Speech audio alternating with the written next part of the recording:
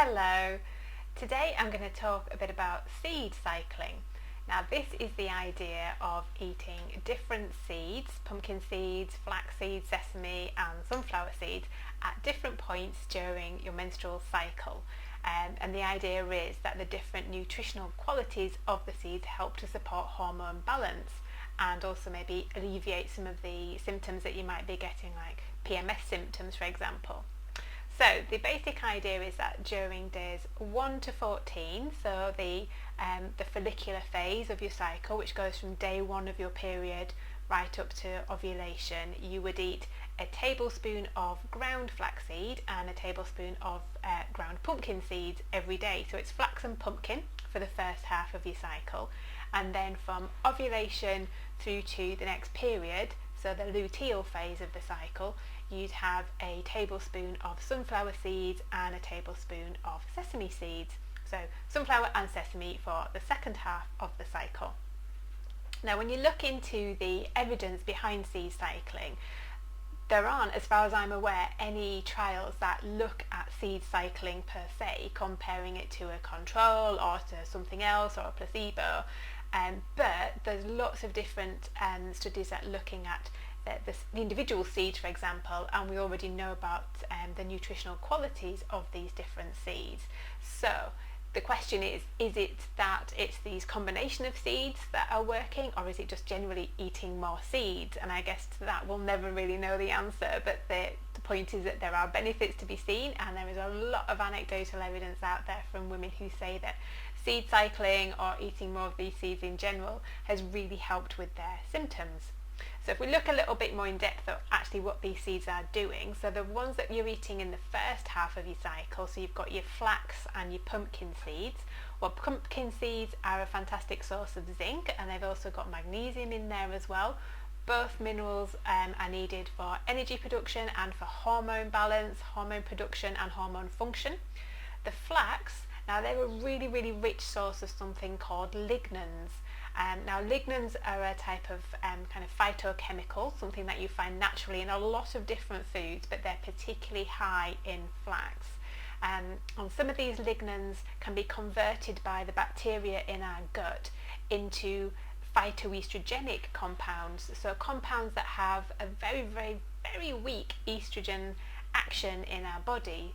So when I say that it has an estrogen action, it's way weaker than human estrogen, and it's nowhere near the strength of something like HRT. So it's not like taking a drug synthetic form of estrogen at all.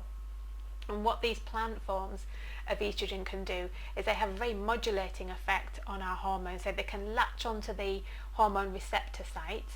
And if you've got too much estrogen flying around, then it helps to stop that latching on.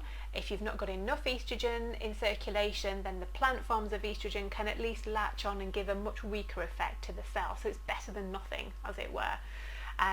They have a protective effect on certain estrogen receptors. They may stimulate other ones. So the whole estrogen receptor thing is a very complex issue, and it's not just a case of phytoestrogen, estrogen receptor, estrogen action. Sometimes it works in a slightly different way.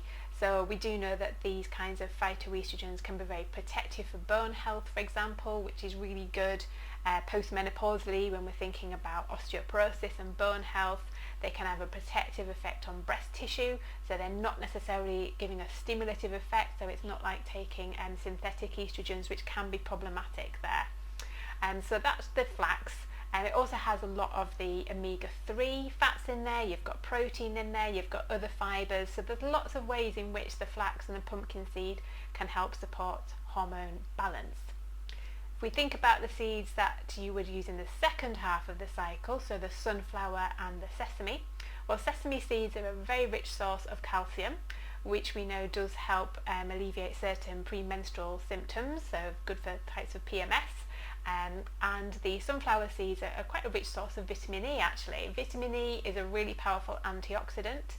It has been shown in certain small scale studies to help alleviate hot flushes, and so hot flushes associated with perimenopause and menopause. So if hot flushes are one of the symptoms that you get either at perimenopause when your periods are all over the place, or during normal PMS symptoms, then the sunflower seeds with their vitamin A could be a helpful contribution there. So really we're thinking about whether it's good to do the seed cycling and split them up into the two teams, or just generally include more of these seeds all together. If you want to have a go with the seed cycling, I'd say go for it, because there's no downsides to this. You're going to be eating more of some really healthy foods there. Just remember it's a tablespoon of each. So you've got your flax and your pumpkin for the first 2 weeks, and then you've got your sesame and the sunflower for the second 2 weeks. If that all sounds a little bit complicated and a bit baffling, and you think, oh, I'm just going to get this mixed up and I don't know what to eat when, then just try adding in a tablespoon of ground flaxseed every day for the next 3 months, and just notice if that has a beneficial effect on your symptoms. Notice not just on kind of hormonal symptoms, but see if it helps with your digestion. It can help with any anti-inflammatory actions as well. You've got the powerful omega-3s in there that can help bring down inflammation, so it may have more kind of far-reaching benefits than just on hormone balance, and that's certainly a really good thing to do. So if you have a go at this, at the seed cycling, I'd love to know how you get on, so please let me know. And all power to the seeds. That's all for now. Bye.